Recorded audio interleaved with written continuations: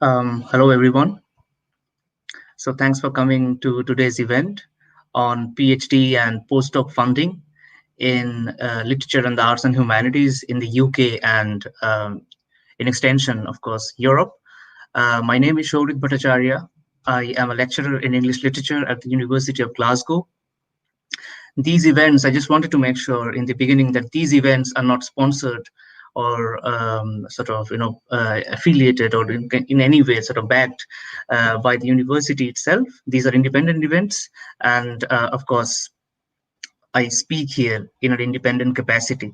Just wanted to share my affiliation for any question that you may have, and my research and my interest and my expertise come mainly from my experience of PhD and postdoc in the UK.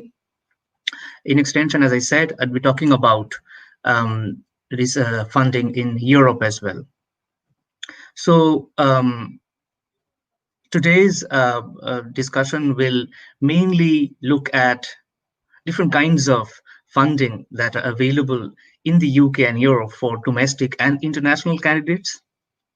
So many of us, especially for myself, I come from India, and for me as a doctoral candidate, when I was searching for my for sort of funding in UK university, so I was very keen on coming to the UK because my research project and supervisors sort of research team mostly focused and mostly based in the UK. So I was looking for funding in the UK, but more often we get to know about a few funding venues that your country would allow you, such as government council funding or research organization funding that you bring from your country to places such as the UK. And then there are fundings that are university or government specific in the country that you apply to. So the second part was not very clear to me as a PhD candidate. So I thought it would be I was curious to know more about this area, and I was searching for funding on some of the university pages, the web pages that they had. And then I came across different avenues of funding your PhD thesis, your PhD research, of course, in the UK as an international candidate, which are not always widely sort of available for us, especially for PhD aspirants who may not know or have not consulted some of these pages. So what I did is to have an understanding of what kind of funding and what kind of what are the things that are available for people like us. So then I went for funding by international universities because funding by university councils and government councils and university and research organizations were in any way very few and far between. So I realized that there were funding from different universities for international candidates, and I got one of these funding scholarships. So what I would share today is a list of some of the scholarships and fundings that are available for PhD candidates, but I'd also talk about funding available for postdoctoral researchers, especially in arts and humanities, mostly focused on literature, which I teach and which I research and which I have an expertise in. So what I do is I will first share a few ideas about fees and funding in the UK. And this is fees and funding in the UK and not in Europe, because every country will have a different kind of fees and funding structure.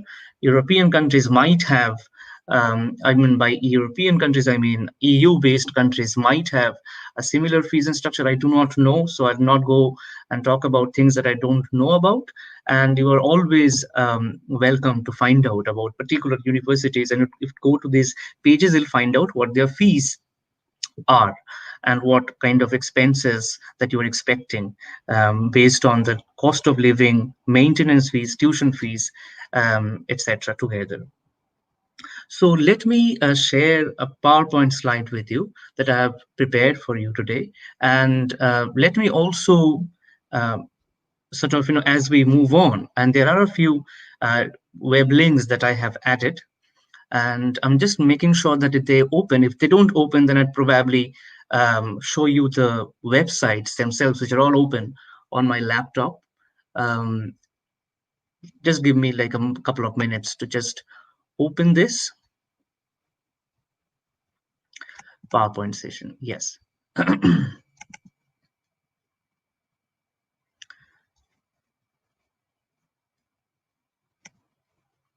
Right. So in a second, the PowerPoint will be, I think, visible to you. Just a minute, please. It should be visible. So what I will ask again, because as I said in the beginning, that these are all independent events, and these are things that I ask for every now and then, is you give me sort of a yes sign that you can see the PowerPoint, so that I can move on, because I cannot see the screen as I move on and talk on the PowerPoint. So I'll just stop share and just get a note from you and move on. Can you see? I just shared the PowerPoint. Can you see the PowerPoint? Can you just write yes in the chat box? And once I get a signal from you, I'll move on.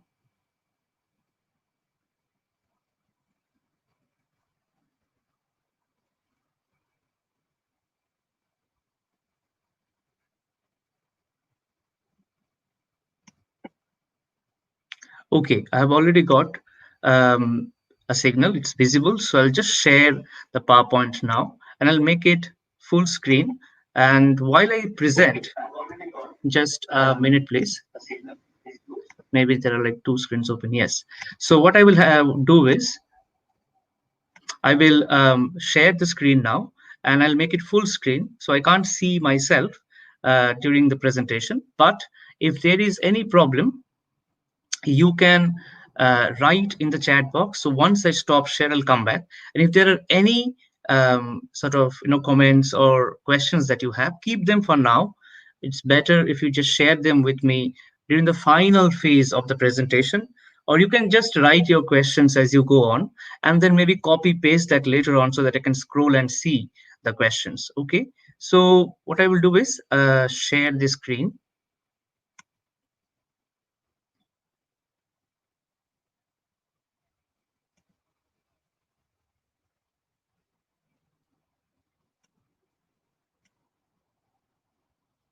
Right, so this is the PowerPoint. So it should be seen onto the main screen as well. And I'm sure you can see it on your YouTube screens. So this is something that I want to talk about. Let us begin with PhD funding in literature and humanities in the UK. So let us begin with the understanding of fees, so that you understand what is that we have in mind, right, about fees and expenses and funding. So for any kind of research program, PhD program, I mean, first of all, have an understanding that it is a 3-year based program, unlike elsewhere. That is mostly 5-year based in in the UK, and in other parts of Europe, as far as I know, it is a 3-year based program. It can be extended up to another year, depending on certain sort of circumstances, etc. Something that they call case by case basis. It can be extended 6 months without much of a hassle, but mostly you are looking at a 3-year PhD. Okay, and this is your home fees. So if you are a home student, like a domestic student from within the UK or EU, I say EU, and then as you can see, there are asterisks, because as you will understand that with the Brexit in January, things are still a bit uncertain and unstable. And with the coronavirus situation, I think things have become even more unstable about the UK-EU relationship, right? But of course, UK has officially exited the EU. So the fees here, as I said, like home or EU, for this year, for almost all the universities in the UK for 2020 and 21, the fees remain the same for home and EU students. So it's £4,327. This is if you're giving full time, part time, etc. And then you have, if you are a postgraduate candidate, then it goes, as you can understand, quite high, right? So there is a student band one, band two student. This is taken from Warwick University's funding page. So they have a different kind of bands. For instance, arts based or humanities based students will have lesser funding funds to pay than, let's say, science, technology, or business oriented students. So there are different bands that they have done, but it's a good idea to understand that it's going to be almost anywhere, 4 times more at least, something like that. Okay, for an overseas candidate. So you understand that these are all annual fees. So you understand that it's going to be anywhere close to 14,000, if it is a 3-year PhD for a home EU candidate, and anywhere between 52 to 55 sort of £1,000 for an overseas candidate working in the humanities and social sciences, specific disciplines in social sciences, I should mention. And then, so this is something that you're looking at. So if you're looking at a 55,000 kind of overseas fees or 14,000 sort of domestic fees, you're also looking at almost a good amount of sort of for your maintenance expenses. I mean, for your maintenance, as in if you are planning like 3-year full time without working anywhere, you were looking anywhere at £1,000 a month easily, and then 12 to, so the research council rates in the UK for, the research council rates, I mean the scholarships annually, is, it was something like £14,700 for annually. So you understand that you're expected about £1,000 or £1,200 a month at least for your maintenance. So you're looking at 14 or 15,000 pounds a month. Sorry, a year means for 3 years, 45,000 pounds. So 55 and 45, we're looking at 100,000 pounds, right, for your PhD. So that's a huge amount of money. And for as a domestic candidate, you were looking at anywhere close to 55 to 60,000 pounds. So as you can understand, that these are huge sums for many of us. So inevitably, we need funding. We need either loan, we need either funding to sort of carry, if we are looking for finishing this PhD or embarking upon this PhD. Now, I should rather say that for, of course, for domestic candidates, there will be many other options, such as, you can always work, etc. For international candidates as well, you can work if you have, so if you have, so mostly international candidates will have like 20 hours a week kind of work permit on your visa, and then probably full-time work permit in the summer term when you have nothing to do. So this is something that is also going to be very much subject to changes from the Home Office, from the sort of UK VA kind of border and visa, UK immigration and visa regulation office. So it's something that you need to have an eye for, look out for the changes that are coming. But at the same time, have an understanding that you can definitely work, and you can work at 20-hour, 15 to 20-hour basis per week. It's not per month. So you can also earn some money, and of course, hope for sort of contributing to your expenses through these. But of course, these are part-time jobs, right? These are not these are not things that you want to do in the beginning of your PhD as an overseas candidate when you do not know the country. So do not have these part-time jobs as a way of financing your PhD, because that might sort of make your mental health increasingly much more fragile. Think about that. Okay, so it's a very important thing to plan about whether you would like to go to a particular country to do a PhD, what financial means you have, and what do you look forward to.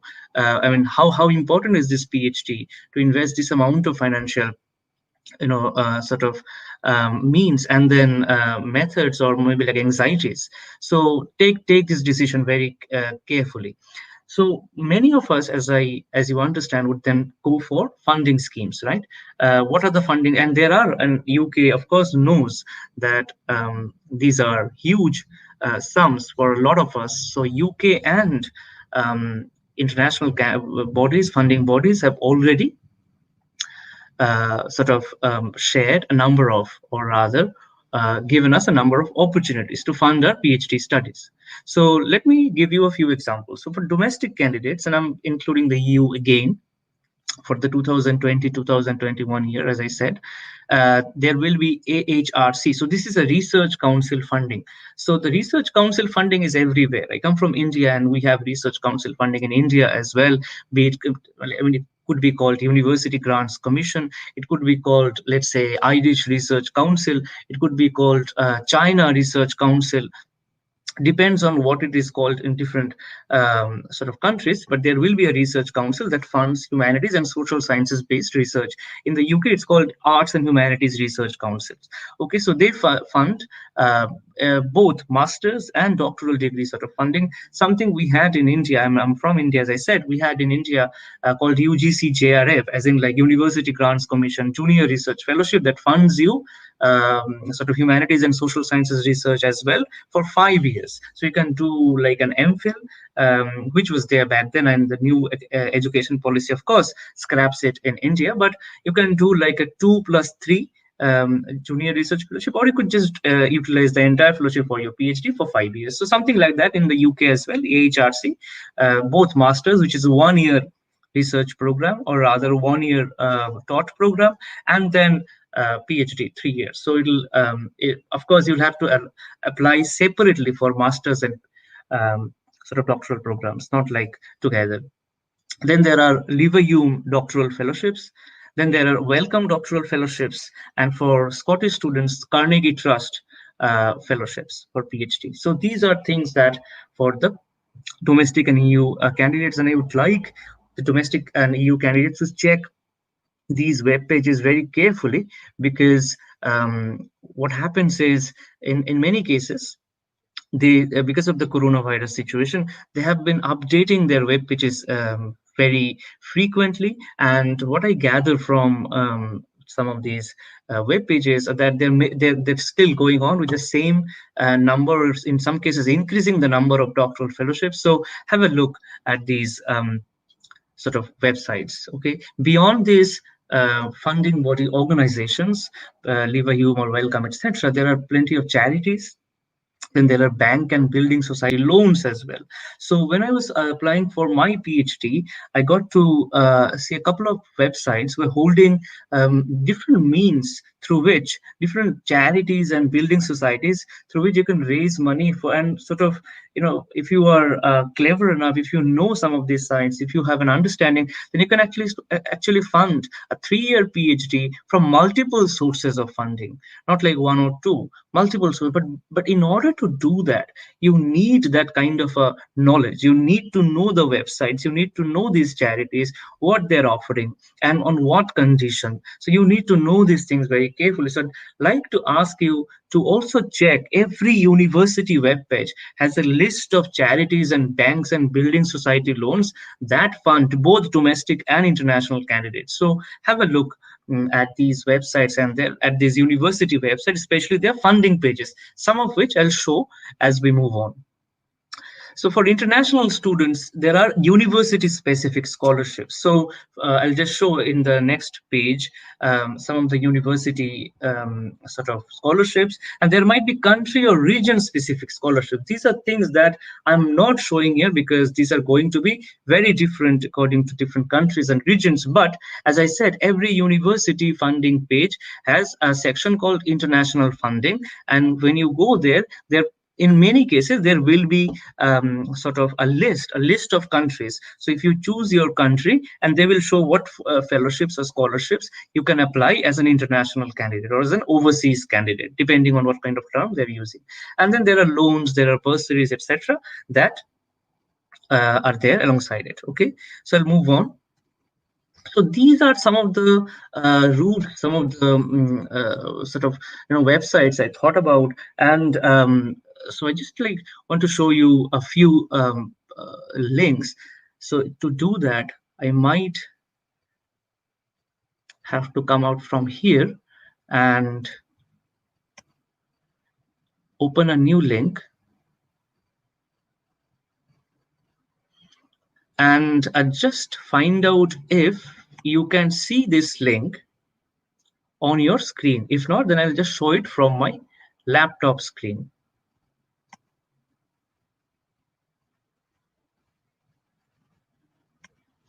Yes. So if you can just tell me if you could see the Oxford link, it's great. Or else I'll just show it from my laptop screen. Just like for the time being, I'll set up my laptop screen if it doesn't work.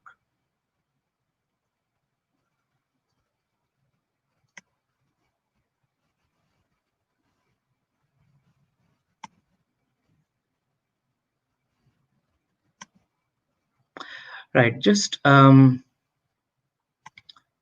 so what I'm doing here is uh, finding out here.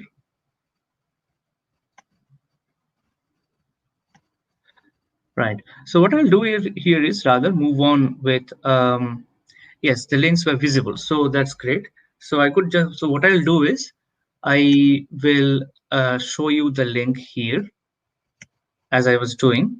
So I'll stop screen for the time being and share again.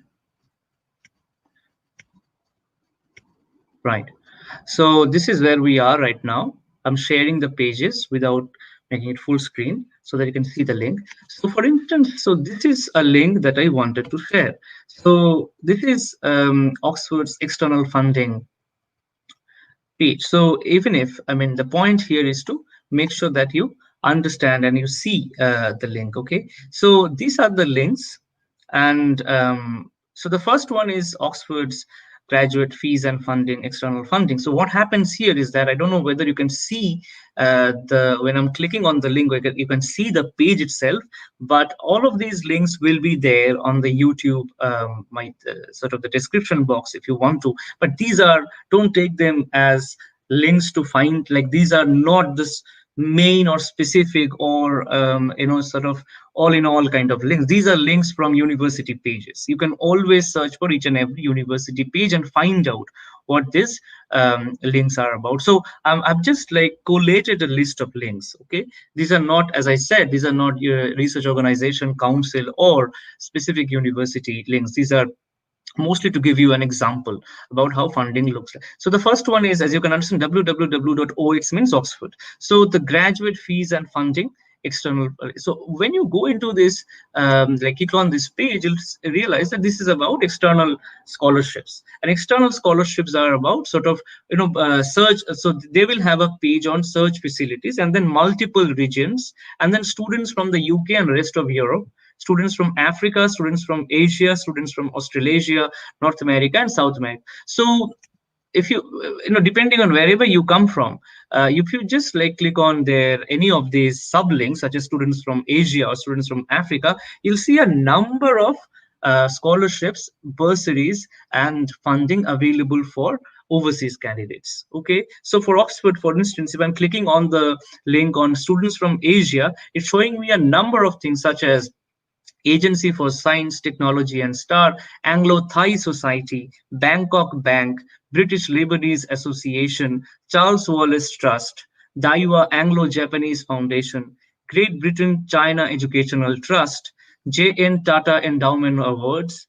King Abdullah Scholarship Programs, Kuok Scholarships, Lebanese International Financial Executives, Lee Kuan Yew Scholarships, etc., etc. List of scholarships. Not necessarily all of them are about funding your entire PhD sort of research. There might be, sort of just tuition fees based fellowships. There might be fellowships on so entirely funding only a kind of a conference, or maybe like a one-time 3,000, 4,000 pounds funding in whatever way you would like to use. These are not entirely sort of your entire PhD career kind of maintenance and tuition fees based funding. So similarly, the next one was about Edinburgh University.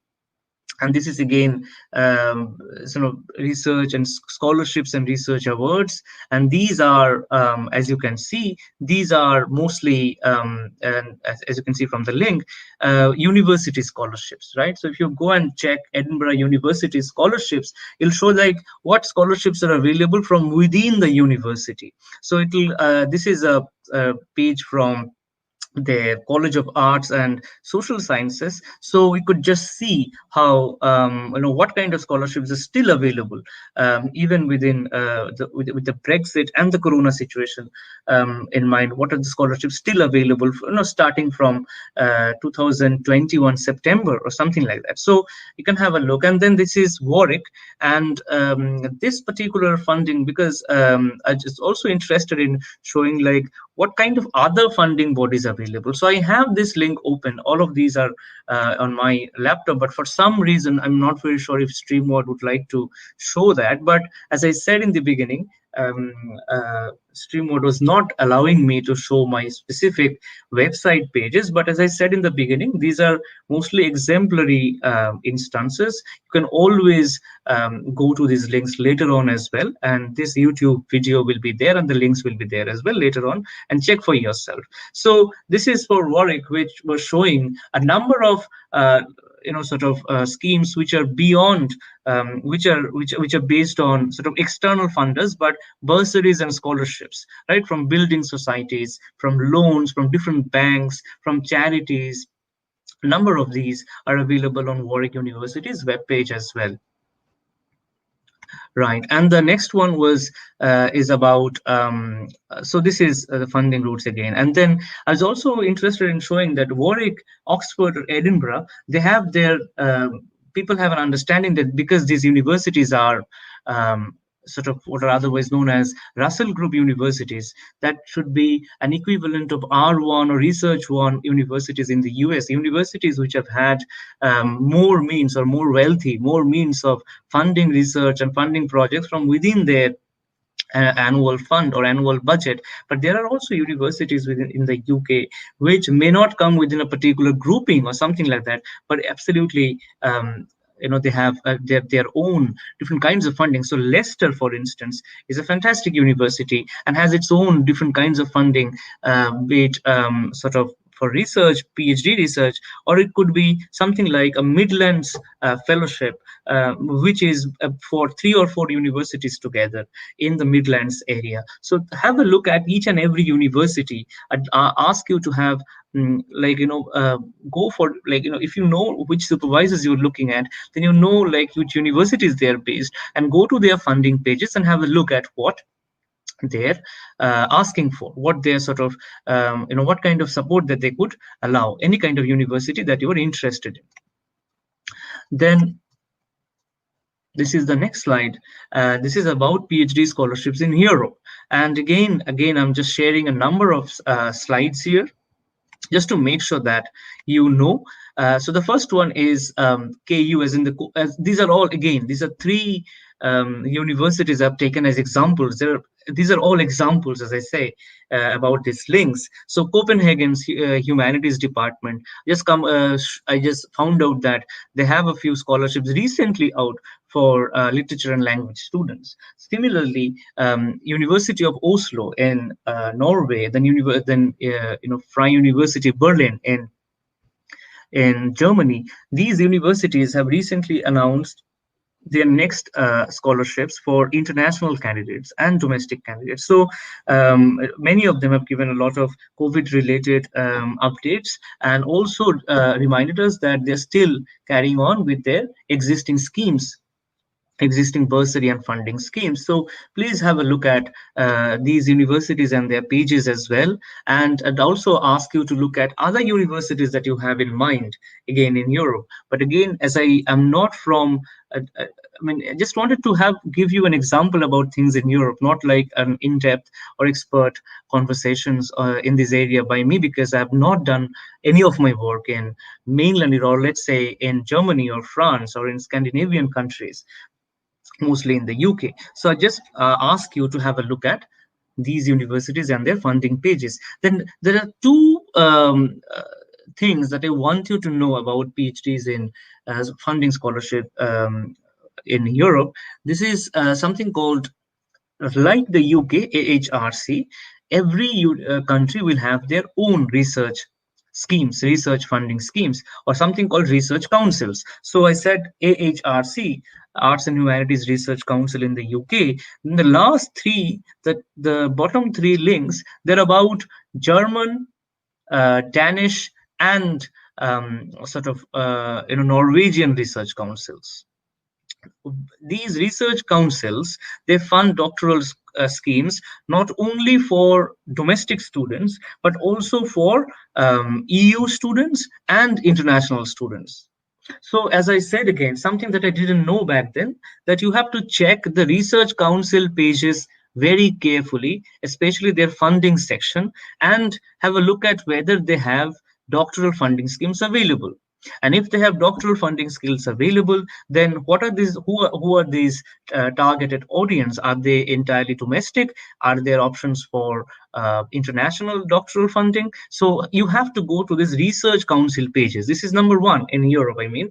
And the second part is something which is the mid link, which is, as you can see, Horizon 2020. This is something you probably know. It's called ERC, European Research Council. ERC funds a lot of bursaries and scholarships and research fellowships throughout the year under their Horizon 2020, which they have now got into Horizon 2027. So European Research Council also funds a number of international funding bodies, international funding scholarships for international candidates, I mean. And then there are many countries within the EU, I mean, or even beyond the EU, that have existing financial, let's say, tie-ups with the ERC. So they are funding together.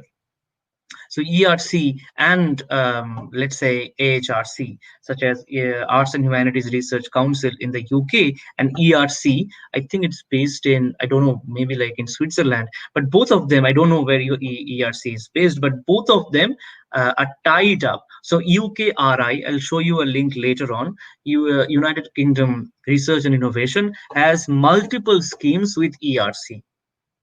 So this is something you have to think about also if you're applying, if you're planning to apply somewhere which is let's say continental Europe. Then think about not only going for individual research council pages, but also to know what ERC is offering, right? So there are three options you have, three things you have to think about in this particular instance. One is you go to each and every university funding page and see what new things have come out, etc., their updated page, their funding options. You can talk to the funding officers, each and every department, be it history, be it music, be it literature, be it fine arts. Each and every department will have a funding officer, the funding of, or a research convener, or a research graduate studies sort of officer or convener. That those are people you could also directly talk to about the funding schemes available in the university. Most often the funding web pages of the particular universities will be updated with their funding schemes. This is your first thing. Second thing will be to go for each and every research fund council pages for particular countries and find out what they're offering. And the final one will be to go for ERC, European Research Council. Now, the other thing I wanted to show is that apart from European Research Council, there is something called for international students, Marie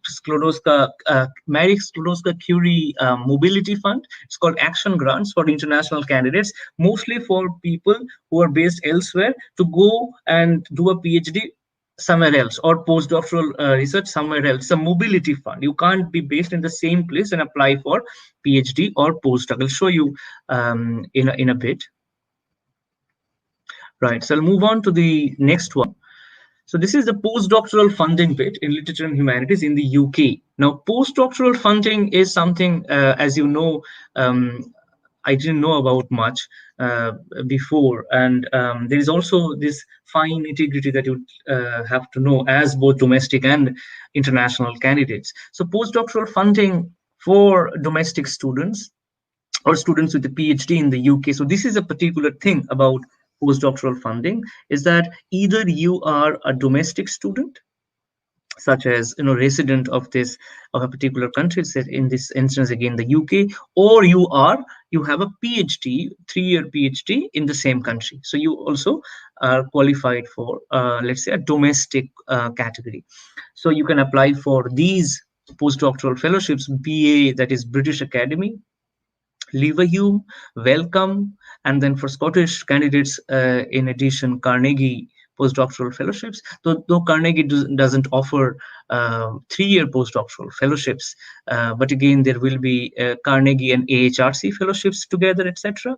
Or maybe like postdoctoral fellowships need not be 3-year; it might be just 1 year as well. So you'd have to know the different schemes again for postdoctoral fellowships. So postdoctoral fellowships generally understood for something between 3 and 5 years, but there might be 1-year fellowship or 1-year sort of research funding as well, okay, for different projects. So for international candidates, and this is something I realized last maybe 2018 when I was sort of I was based in the UK, so I didn't have, and I did my PhD from an institution in the UK, so I didn't have to go for international category for a postdoctoral fellowship in the UK. But there were like friends applying for this as well, so I did a bit of a research, and I found out that Newton International Fellowships are available for international candidates. So Newton also these days are, as I think they're now with British Academy. It's called British Academy and Newton International Fellowships. These are for mostly, as far as I remember, these are for 2 years, okay? And you have to be based in a institution in the UK, and you will be given a fellowship for 2 years, and the institution will also offer you their desk, like their their office space, and of course a lab, etc. If you are into a more of a scientific or lab oriented research, these are things you need to find out with. Again, you need a prospective mentor and an institution. You need to talk about your project. You're applying to a particular person and a university from elsewhere, be it from India, be it from Pakistan, be it from Nigeria, be it from the US. You're applying to a institute and a person, like a mentor in an institute. So it has to go, the application has to go through this institute. So have a talk with your prospective mentor about that. And then, as I said, there is a Marie Sklodowska-Curie Actions Mobility Fund, which is like, you are based, let's say you are based in the UK, you can apply for a mobility fund in Germany, or it can happen vice versa. You are based in Germany or elsewhere, and you can apply for a mobility fund in the UK. And then there are like Wellcome Trust. Recently, Wellcome have come with sort of postdoctoral funding, not only for domestic students but also for students elsewhere. So I saw that Wellcome is working in with sort of organizations in India, and I'm sure like their page will also show a few more options with other countries that they're working with. And here I would like to remind you that AHRC, Arts and Humanities Research Councils, that do a lot of funding and in some sort of postdoctoral schemes and postdoctoral fellowships. Arts and Humanities have also come up with a new funding called Global Challenges Research Fund. Okay, now this is something which is for low income based countries. They have given a list of countries that the UN certifies as low income or low sort of I think it's called middle to low income based countries. And this fund is based for candidates based from these countries. And this is very new, and I didn't know about that before. So there are always these different kind of schemes that are coming for international candidates. For this for you to know about this, again, as I said, there is no other way but to get to these websites and check these websites of the research councils website pages regularly. And then there again is a UKRI, that is United Kingdom Research and Innovation Research Fellowships, and they also have a number of fellowships for international candidates. Please have a look at their website and find out if this will be suitable for you. Just a few words about application process for postdoctoral fellowships, because so this is not part of the funding page, but number of viewers or sort of fellows and colleagues have asked about that. So just like very quickly point out what you need, and as if you are an international candidate or a domestic candidate, just what is the timeline you are looking at. Most of these fellowships, they are asking you to apply between September and February. So the forms, the pages will open by mid-August or early September. For British Academy postdoctoral fellowship in the humanities, mostly the applications are over by October. Okay, for Lever Hume fellowships, the applications are mostly again late February and early March. That's the deadline. So what happens here? Same for welcome. So what is happening here is mostly happening between the two terms that are, as I said, in another video, that these are mostly all of these scholarships, doctoral or postdoctoral, are mostly looking at or have their deadlines in these two terms. One is the spring term, sorry, one is the autumn term, that is from October till December. In the UK, I mean, these are two main terms: autumn, October to December, and the spring term from January till April. And then the exams continue till June, and then there is a summer term, which is more like summer school, and then your research work, etc., which is not a active teaching term. Okay, so these fellowships will be having their deadlines between, as I said, October and in these two terms. Materials you will be needing, of course, your research proposal, right? What you are applying to, what you are applying about, the research that you would like to do in a particular university. And the research proposal will include not only your proposal, but also why do you want to do this particular postdoctoral research in this institute, okay, in this university.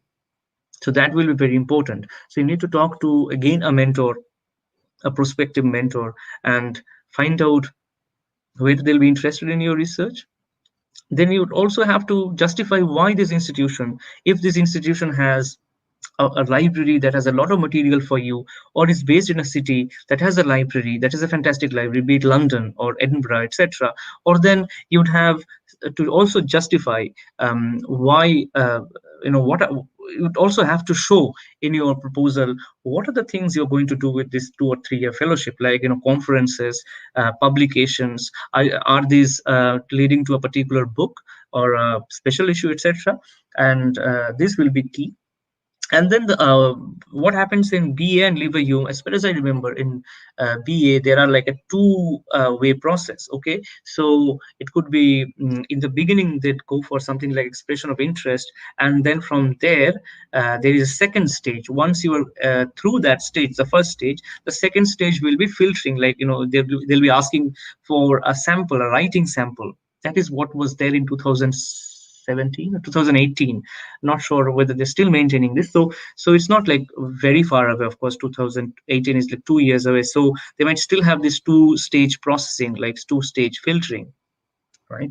And then the second stage, they have already selected, like screened number of students, selected candidates, and they've asked for the writing sample. And from there, they will select their next postdoctoral fellowship successful candidates, I mean. The thing you need to remember is that British Academy, at least back then, did not allow a reapplication. Okay, once and that's over. LeaverU, on the other hand, allows a reapplication. Welcome does allow a reapplication as well. So what happens here is, for domestic students, I mean, is that either you apply and then whether you're going to be applying next year as well, because you have to also see like what kind of feedback you've received, or you can apply the year after, but you cannot apply much later, because all of these scholarships will allow you or will ask you to apply within 3 years of finishing your PhD. Okay, 3 to 5 years is the absolute limit for these postdoctoral fellowship applications. Then for international candidates, many of this, as I said, in the application process remains the same: time, materials, outcome. Most of these outcomes, I mean, like the decisions will be out in April or May. In April and May, this is when most of these results will be out, right? To go to the European scene about postdoctoral research funding, again, as I said, just a minute, please. Yes. Right. So about postdoctoral research funding in Europe, as I said, European Research Council and Marie Curie, they fund a lot of research fellowships, postdoctoral research fellowships in Europe, in European, like mainland European or EU-based countries. Okay, you have to have again, check with their scheme, but just to remind you that the application process mostly remains the same. You choose an institution, you write a research proposal, you talk to your prospective mentor, you justify why this mentor or this institution is important in the application form, you apply, and then there is a filtering process. And mostly, as you understand, if you applied in October for British Academy, you're getting a result in um, May or something like that. So it's a 6 to 9 months thing you're looking at. Okay, about 6 months at least, and in some cases there might be 9 months as well. So it's a long process. And if you get like if you are successful as a in any of the schemes, you start in September in the UK, and I'm sure in the same things will many of these things will remain the same for postdoctoral fellowships in mainland and continental Europe as well. As I said, you check with region specific research councils. For instance, Irish Research Council or Danish or sort of German. So Danish research, Irish Research Council is something that I have some like in a sense some knowledge about. So I applied for an Irish Research Council postdoctoral fellowship, which I was awarded later on as well.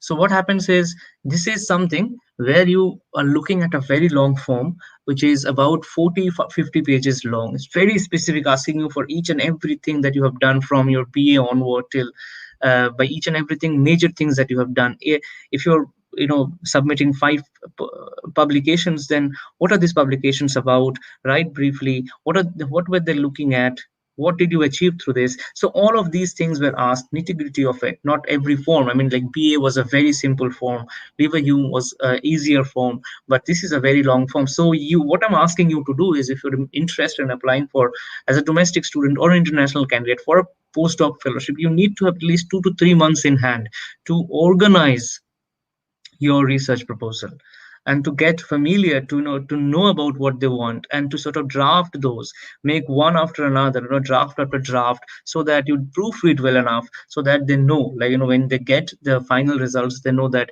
and you also get your expected, the kind of proposal that you had in mind. You spoke with your mentor, you sort of showed them your proposal, and you got it right finally. So this is something I'm asking you to have at least 2 to 3 months in hand to start applying for these.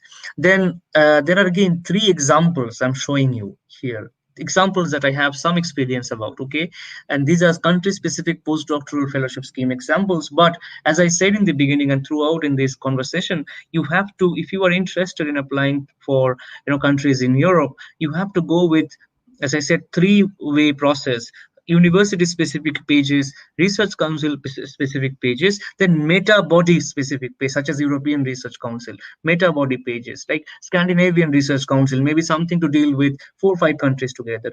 There are all of these territorial funding bodies as well, sort of meta territorial or a meta sort of transnational funding body. Have a look at these funding bodies. So Alexander Humboldt, Humboldt or LMU Munich or Oslo, these are universities which have active postdoctoral schemes for a long. So Humboldt organization has number of postdoctoral fellowships for both domestic and international candidates. Again, I'd ask you to type Humboldt and Humboldt postdoctoral fellowships online and find out what schemes they're offering, and they're very prestigious fellowships. And so they'll take, again, like the BA or Lever Hume, etc., they'll take longer to process. So have that time in hand.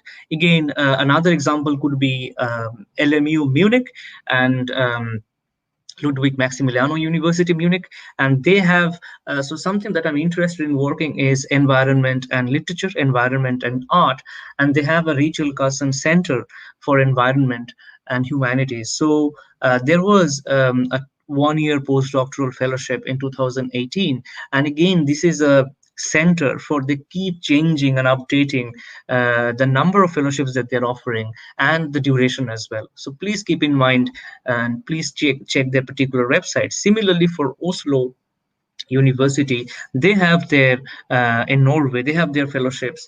They have a running fellowship for international postdoctoral candidates as well in the humanities. Then Helsinki University in Finland also had a running scholarship in environmental humanities, something that I was looking at. So as I said, with the corona situation, things might go a little different from the schemes that they were offering for the last few years. So things might have been different for the next year, or might have been even the same. So this is something that you have to check with every website. And first of all, of course, what you would need to know is a mentor and your research project compatibility. Without that, no university will be willing to fund you a 3-year research project, postdoctoral research project. Okay, so I'll move to the final slide. The couple of slides, these are all about visiting fellowships and summer schools. So I keep getting requests to show a few sort of pieces of information about visiting fellowships. Right. So as you can see about visiting fellowships for PhD students and postdoctoral candidates. So British Academy has an active visiting fellowship program that has been happening for a long time, and you could always check for their postdoctoral schemes, postdoctoral and early career schemes, as well as senior professor schemes as well. They have like early career post visiting fellowships, mid career, senior career, etc. Then outside of these particular funding bodies, which are, as I said, national or transnational, there might be university-specific visiting fellowships, such as Southampton. University of Southampton has a visiting fellowship scheme. LSE has a visiting, LSE as in London School of Economics, has a visiting fellowship scheme. Warwick has a visiting fellowship scheme. Edinburgh, all of these universities, most of the universities I know would have a visiting fellowship scheme. The point is that you are, let's say, based in India, would like to visit this particular university because you believe that this university has libraries, repositories, resources, etc., that will be useful, or you would just like to spend some time with a mentor. Now, for these things, for these activities, especially for any kind of visiting work, universities generally do not fund your travel or your stay or your sort of means. You do not, in most cases, these are 3 months at most to 6 months. You do not need again, in many cases, you do not need tuition fees. You are not paying anything to the university, but you are allowed to use their libraries, their sort of resources. You're allowed to even get this sort of residency permit to use other libraries in the city or elsewhere, other universities. So the university is giving you all of these, and is in many cases are not offering you financial means to stay within the country or apply for visa or apply for funding. Now, some universities do offer, again, as I said, all these conversations after Corona are becoming increasingly much more specific with what these universities are offering in specific cases. So check with their pages again. And so something that I wanted to tell you is that many of you might already know that universities, the 2024 universities, have something called something called Institute of Advanced Studies. So IAS, Institute of Advanced Studies, that's there in Durham, in Edinburgh, in Warwick, in London, in Oxford, in Cambridge. So 2024 universities are part of this consortium called Institute of Advanced Studies. And most of these visiting fellowships, they work through these institutes of advanced. These are transdisciplinary institutes in the humanities and sciences. So humanities, social sciences, and sciences. Okay, so Warwick had a visiting fellowship where they were paying for the visiting for 3 months. Edinburgh University has a visiting fellowship, which they pay for 3 to 9 months. So, as I said, some of these universities might have visiting fellowships paid for. So check with their Institute of Advanced Studies or some kind of a research, transdisciplinary research center they will have, which will allow this visiting fellowships. Check those pages. And finally, the final slide is about a few more visiting fellowships and summer schools. Some people ask for summer schools as well. So something that I wanted to remind you, British Library has a visiting fellowship. Okay, a lot of us want to come to British Library to check with their resources and to use their resources. So they have a visiting fellowship for 3 to 6 months. Check with the page, British Library visiting fellowships. Then if you're interested, so there might be society-specific fellowships, such as a Society for French Studies. They're allowing you to come and work somewhere for 3 months, and they will pay for it. Society-specific. Then Manchester Wesley Research Center has fellowship for religion-oriented 3 months visit. Your studies based on religious studies, or maybe something to do with using the Reynolds Library in Manchester. So there might be this kind of fellowships as well. Then again, as I want you to know, these are examples, and you have to have good familiarity with fellowships, visiting fellowships online. Then there might be something like a specific trust, such as a Charles Wallace Trust Fellowship, so 3 to 6 months, or even depending on what they're offering right now, for people, for candidates in India, Pakistan, Bangladesh, and Burma, to come and study in the UK, sort of as a visiting fellow or a research fellow for 3 to 6 months, and they'll pay for your visit. Then summer schools, there might be a different kind of summer school. So for instance, LSE has a new summer school called Doctoral Summer School. Okay, then York University is holding a summer school called European Doctoral Summer School. These are like mostly summer schools in different universities. If you're interested in these summer schools, some of these are, most cases, summer schools, you have to pay. Universities don't pay much, or your university will pay, but like it's either university organized or self-pay.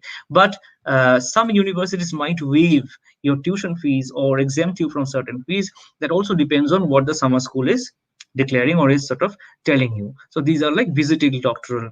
And finally, to talk about, so these are mostly like, there is a scheme called visiting doctoral student schemes. These are again not mostly funded, but again, universities, as I said in the beginning, universities will allow you to use their resources, and they're mostly competitive, but not very competitive. If you apply and if your mentor says yes, you might want and visit a particular university, but you'd have to find out if there are any particular schemes for your maintenance during those 3 or 6 months visit. Okay, so this is where it ends, and if there are any questions you have, please feel free to write them in the chat box, and I'll wait for these questions. And if there is anything that you'd like to know, answer, or else we'll close the session in a few minutes. Okay. So here, thank you. And here, I'll stop sharing the screen and come to the main page to see if there is anything, right, if there are any questions.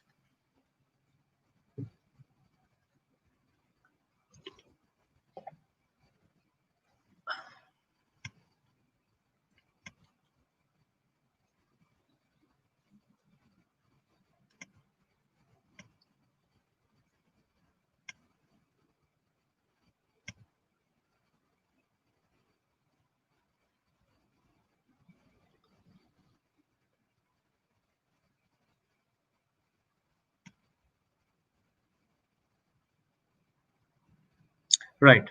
So I'll just wait for a few questions. Screens are all visible now. I'll wait for a few questions if you have, for a few minutes, to see if there are any questions. Or else what you can do is, you can always write your questions later on in the comments box, and I'll reply to those, respond to them in time, whenever I get the chance. So don't have to ask questions right now if you don't have any, but of course, you can always watch or write your questions later. The second thing is, as you can understand, some of you asked for the slides in my previous session. These are mostly, so there are not other ways of uploading slides on YouTube, or one that I know of. So what happens is, I'll share some of the links, but these links, as I said in the beginning, are entirely sort of exemplary. So if you go and check with their any university page and their funding page, these links will appear. Okay. So the other thing that I want to remind you is that, remember some of these names if you're interested in applying to Europe for your PhD or postdoc. European Research Council, country-specific research councils. Always remember some of these names. They will be very important for you. Okay, so I can see a few questions already on the chat box. I'll go one by one, and if there are, as I said in the beginning, if there are any questions you have and you think of, you're not thinking right now, you want to field later on, feel free to do so. This link will be there, this video will be there, and you can always do so in the comments box, and I'll respond as I have done previously. So what I will do is I will, as I have done previously, I will show the question on screen so that everybody can see the questions. I'm not very sure if this chat box will remain in the comments box, but the questions need to be there for anybody to check. Okay, so Sobato Khan asks, please suggest some summer schools programs for graduate students if there are any, and does it affect the API score, right? So as I said in the slide, summer school programs are very university specific. Okay, some universities might offer summer schools for running 2 or 3 years and then withdraw entirely. Some universities may continue to do so for year after year. So London Summer School has been there for some time, as I know of. European summer school keeps changing. The institution keeps changing, be it like York, be it elsewhere, be it somewhere else, etc. Warwick had a summer school when I was a PhD student there, and they continued it for some time. Okay, and then they did not later on. I think they started in 2017 or 2018, and then they continued for some time. And I'm not very sure what's happening now. So each and every university. So Glasgow had a summer school in the fantasy, especially from the literature department. I mean, the Glasgow where I'm based at has a summer school. In I think it's called Fantasy and the Fantastic. Everything went all right, but they have also become, Glasgow's Fantasy has become a center recently, which is great news. So they are probably going on with the summer school. As yet, I am not. The summer school is supposed to be in July, so it didn't work, right, because of COVID. So probably it's going on in the during the term time. I have to find out. So the point being that each and university will have their summer school schemes. Okay, so the university's pages will say that clearly. Check for that. And about the API score, I'm not too sure about what API score is. Is it some kind of sort of publishing score or recruitment score? I think I remember something called API in the Indian case, is that yeah, something like when you publish an article, where you publish it, and it helps you get recruitment, etc. If this is something you're asking for, then if you are doing a summer school elsewhere, and that's a CV thing, right, that is there on your CV. So when you're applying for a job, they might be interested in knowing what you did, and we have already done something from elsewhere, and these research skills, they matter a lot for recruitment. Okay, I'll go to the second question. To what extent do research topics influence funding? I'd like to know about the reception of topics which aren't aligned with popular contemporary trends rather than their obscurity. Okay, again, a very important question. Thank you. So point is that, of course, topics do influence funding, right? I mean, it's not that a particular topic which comes across as unfundable comes across, I mean, to the public, to some of us, unfundable might get funding easily. Depends on what kind of work you are proposing through that topic. By obscure theories or by methodologies which are more about fundamental research, fundamental questions in a particular field, rather than application based, implementation based questions, might get funding compared to what you had thought previously, much more frequently, right? Depends on how you are sort of building the proposal. What are you looking for with this particular topic and with this particular outcomes? What are the outcomes, right? So if you are asking for instance, I just saw somebody getting fund for a project, for a postdoctoral project, which is about a continental philosophical theory, and to understand how this theory has developed in a particular time period. So and what kind of different arguments that were there to build this theory, and what kind of new international kind of influences that theory received in a particular time period. Okay, so it depends on what are you looking at, what kind of fundamental questions you are asking, right? Topics do influence in another way. The way is, what is it that what are we going through right now? So if you are asking, for instance, in the arts and humanities, 14th century, or a 13th century or a medieval or an ancient kind of literature or history based topic or art based topic, as I said in the previous one, that it doesn't have to be a 21st century topic, but the topic might have something for the 21st century, or the topic might have something for people who are in the committee or sitting on a committee, and they find that there is something interesting that this applicant is asking, and we need to find out what, we need to back it, we need to sort of help them find out what they're asking. Point being that topics do influence. If you're working on climate change, environmental sustainability, food resilience or environmental resilience, community oriented changes, these are all very important topics. They're very temporal, right? They're very topical. This is based on, but if you're working on, as I said, an ancient literature or medieval literature, an obscure theory based project, and you have something which the funding committee will be interested in, it's a question that has relevance even for 21st century, or a question that sort of academics and the public, both of them, will be interested to know, a question that is of more fundamental importance, that is how we think, then why wouldn't they be interested, especially in a situation right now when our thinking capabilities, cognitive capabilities are questioned by a pandemic? So, how we think, how we struggle to think, these are all fundamental and valuable questions for each and every age, year, or sort of era. So, I'll go on to the other question. I'm from India. May I ask you when you thought of applying in the UK for PhD, and is it just after MA? Right. So for me, I after an MA, I wasn't at all thinking about a PhD in the UK, because in India back then, I did my MA in 2009, I think, and I didn't have a lot of access to online knowledge, as in like internet and online. It was not so frequent. Uh, I think the information technology, especially online, especially the way that I'm doing it right now through YouTube, has gone through even a further revolutionary change in the last 2 or 3 years. So I wasn't interested because I didn't know. I would have probably. And then I did my MPhil, and it was a 2 year MPhil. It was in the end of the MPhil phase, that is the final few months of submitting my thesis. I thought that a PhD could be, I mean, of course, I was looking at a PhD after that.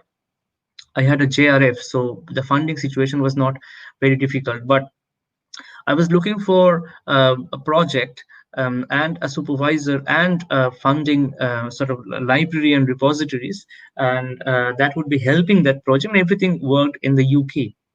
So I'm asking you to think about, if you're applying for a PhD after an MA or MPhil degree, depending on where you were based and what kind of master's degree. Let's say master degree submissions are mostly in June, and PhD start in September. Okay, so if you are thinking of applying to a PhD and start in September, then you have to apply the year before. In order, let's say, if you're this is something, it's a bit of a confusion. You need to know that there is a lag year in between. Okay, if you are based in India, then if you plan to do a PhD straight away after your MA, you have to start applying. So for instance, you're ending, let's say you're ending, finishing MA in 2020, August 2020. Okay, you were end, and you had planned to begin your PhD in October 2020. It would not work if you start now. If you start now, you'll start in 2021. September or October 2021. So if you're planning to apply for a PhD and do not want a lag year in between, then you start applying the year before. Okay, so the entire process takes about a year. Think about that. Okay, so I started with the MPhil with the final year. I wasn't very sure. I actually started my PhD. So in between my MPhil, end of my MPhil and start of my PhD, there was a 1 year gap. I was, of course, working elsewhere as a teacher. But again, this is a time when you have to, and I was confused, and I probably lost that if I'd started a year before. But there's something you have to think about. Both of these things are um, sort of, they demand you to start much before with the standardized tests like IELTS and TOEFL that you have to take. You have to think very carefully and plan very carefully. And my suggestion will be that if you are interested in applying for a PhD or a postdoc, start writing to your prospective supervisors or mentors from August to September onward for a PhD or postdoc that starts in the next year in September. Okay.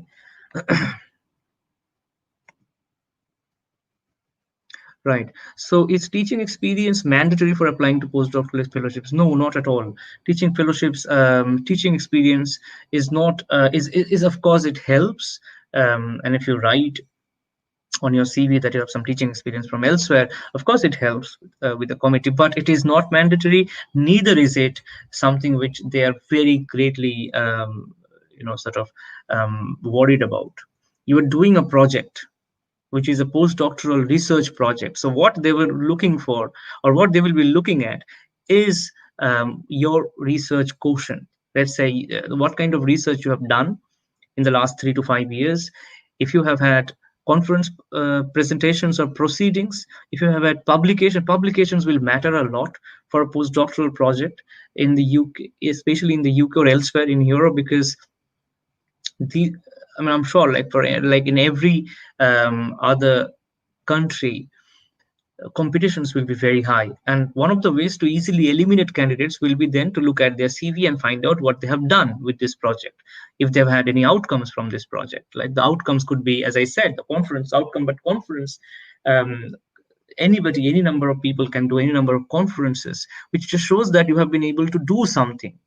This is the first step, right? Are you able to publish something which in internationally renowned journal, right? And which goes through a standard long process of peer review, revision, etc. Takes about a year almost to publish something from that, and that shows that you're already in league in terms of your research with your competitors, with your peers. So that is going to be key. Your publications will be key rather than your teaching experience, which of course will help um, sort of with the research committee that you already have some experience. But in most cases, research fellowships, postdoctoral fellowships do not even ask for your teaching, maybe like 2 hours teaching a week, something like that. So that could help, and for that you don't need any teaching experience beforehand. You will already also be given teacher training during your postdoctoral research fellowship of 3 years or 2 years. It's called professional development, so you can always get trained for your teaching.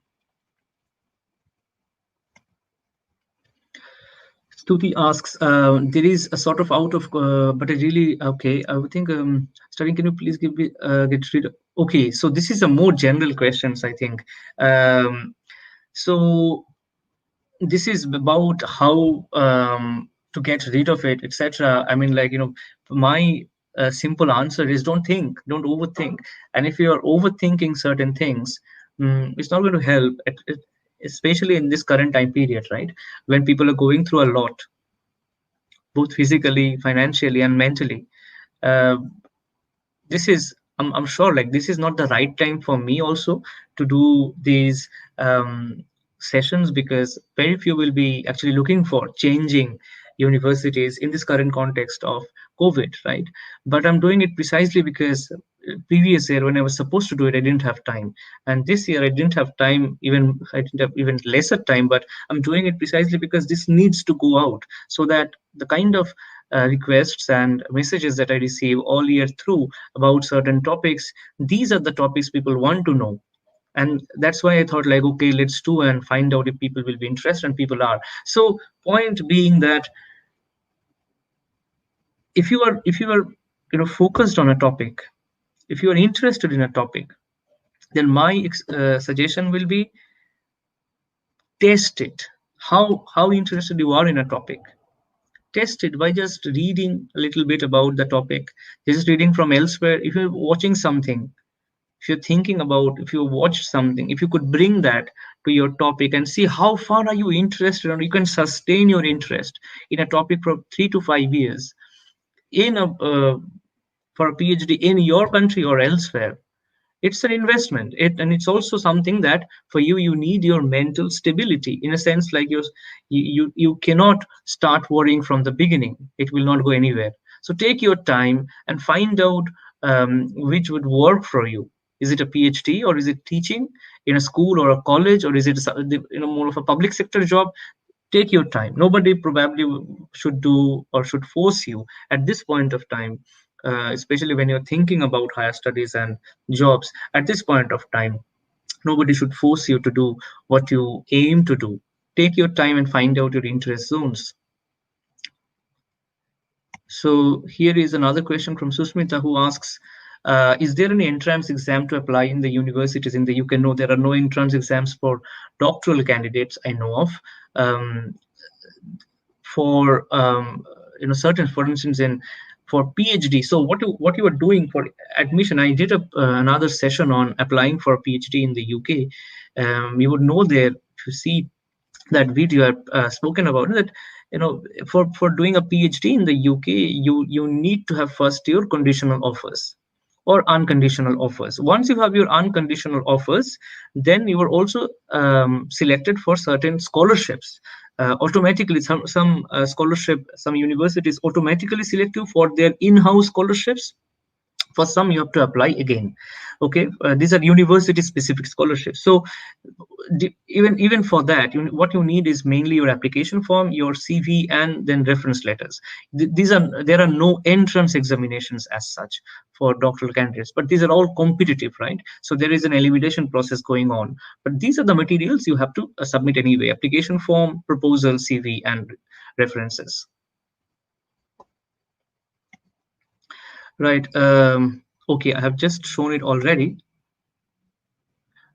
So as the new education policy of India has suspended MPhil program, what can be its alternative if not in India then abroad? So for MPhil related things, I would rather say that yes, MPhil dissertation did help, because you're writing a longer dissertation for the first time, and many universities I know of in India do not have dissertation for their MA programs. But what I gather from the new education policy is that they also have the MA has a research component, and PA also has a research component.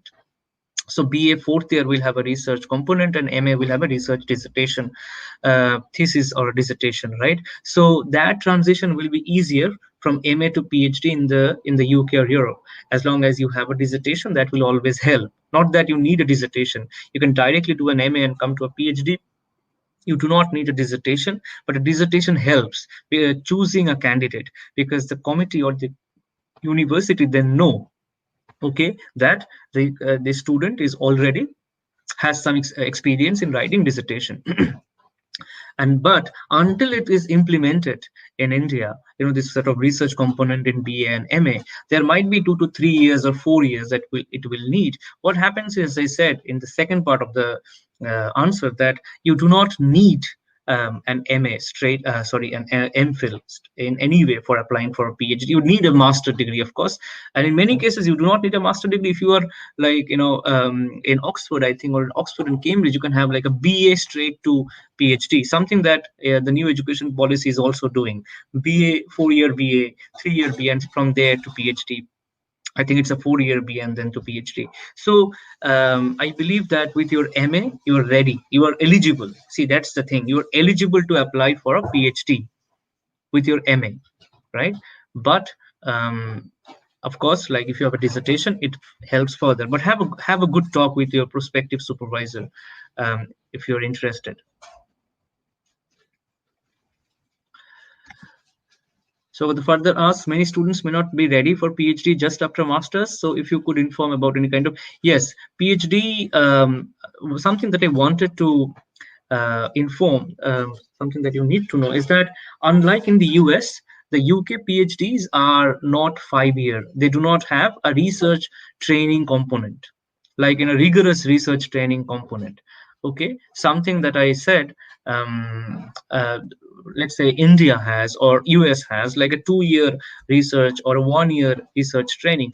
UK doesn't have that. So instead, what they have is a 3-month long kind of a research training in some universities, or a 6-month long research training in some mostly very fundamental, very basic. It's nothing to do with research training as such. So I would rather say that if you do not have a research training from there, that's not a problem for you as a candidate, to get a PhD. Like, that's not an eligibility criteria again, but of course, if there is something you need, you can always ask the university, and they will have you into, like, in place, in any existing research training programs for doctoral students in the university. They'll put you through there. Okay, and Keisha asks, I'm working on Kutch and Scottish ballads. I want to visit and want to work in collaboration. Is it possible? How can I go for that? Yes, there is something also about collaborations, is that universities will have their opportunities. I said the visiting fellowships and visiting students, right? They will have these on their pages. So if you're working on Scottish ballads and you're interested in to come to a Scottish university, or any university with a good Scottish sort of repository, Scottish literature repository, then what you have to do is write to people who are working in sort of allied areas, right? So you write to them, and if there is anything that they have in the university, they'll tell you straight away that any kind of financial provision they have, or there might be a joint program or something like a university or a government in a university that you are based in a country that you are based in. The government might have something for a joint program between two universities. So these are things that you have to specific, these are specific details, right? So you ask to specific universities and their sort of committees, funding bodies, and their sort of mentors or prospective collaborators, and find out if there is anything going on there. Okay, but in most cases, I would argue that universities have visiting fellowships going on, and in some cases these visiting fellowships are funded. In some cases, as I said, British Library or National Library of Scotland might have visiting fellowships going on that you want to check. Okay, so you can always bring, or you can always get some of these fellowships and have your sort of stay period financed. So I can't see any other question for now on the screen. So what I'll do is I'll stop here, and I'll look forward to responding any other question you have. Then I'll remind you that please post your questions in the comments box, and with time I'll respond to them. And of course, like, if there is anything else you'd like to know, then let me also know in the comments box what you are interested in. Then I might fit some of your requests into another session another day. Okay, so I can see a couple of questions. I think there is a lag between YouTube and my StreamYard. So I can see a couple of other questions. So I'll very quickly answer them, and then I'll just stop it here. For you who are listening to me, please post your questions in the comments box after this. Okay, so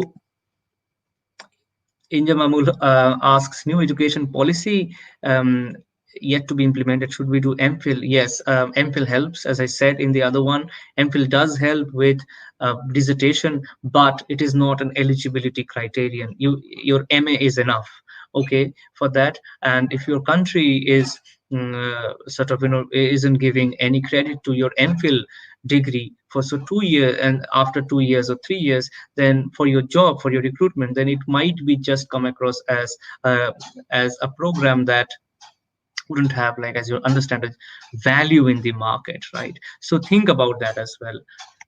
And Keisha, yeah, I think I just said, like, if you're interested in Scottish ballads, then University of Glasgow, Edinburgh, St Andrews, University at Aberdeen, universities based in Scotland will of course be interested. Universities in the Highlands of universities of the Highlands in Scotland, or universities in the UK which have an existing Scottish or Irish interest, right? So you have to find out. Again, I said, use the internet, use your time, use the internet, explore and search online options. Every university, and especially with the COVID situation, everything is up there online. Every university archive repository is trying to digitize and doing things online. So please check these things very clearly. And as I said, with all these links are exemplary, every university will have more updated report ready on their pages, because as much as you are interested, they're interested in you as well. So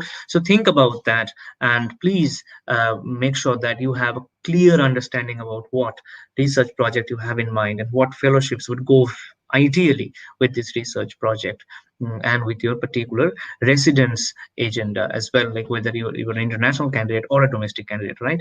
So I'll stop it here today, and I look forward to any questions that you have in the comments box, and I'll answer them and respond to them with time in hand. Okay, so thank you very much again for coming to this event today, and I look forward to holding the next event and seeing many of you there. The next event will be somewhere in between, in the mid of September, and the final event will be in the end of September. This is the third event. Again, I want to remind you, this is the third event of the 5 planned events relating to PhD issues and application, especially in the UK and Europe. Okay, so thank you so much for your time, and I'll talk to you soon. Thank you.